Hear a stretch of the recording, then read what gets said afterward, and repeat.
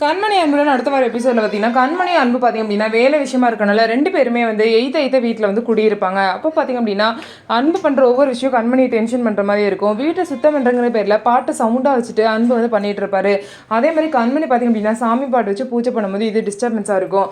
என்ன டார்ச்சர் பண்ணுறாங்களே, உங்களுக்கு ஒரு வழி இருக்குது அப்படின்னு சொல்லிட்டு வேணும்னே கண்மணி தோசை ஊற்றி அன்பு முன்னாடி உட்காந்து அப்படியே டேஸ்ட்டாக இருக்கிற மாதிரி அப்படியே சாப்பிட்டுக்கிட்டே இருப்பாங்க.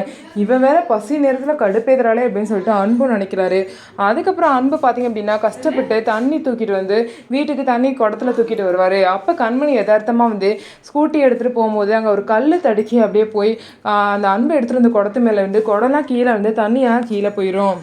இதனால் அன்பு வந்து இவ்வாறு எடுத்துகிட்டு வந்த தண்ணியெல்லாம் கஷ்டப்பட்டு எடுத்துகிட்டு வந்தாலும் இப்படி வேஸ்ட்டாக போச்சு அப்படின்னு சொல்லிட்டு அவர் வந்து கண்மணி மேலே டென்ஷன் ஆவார்.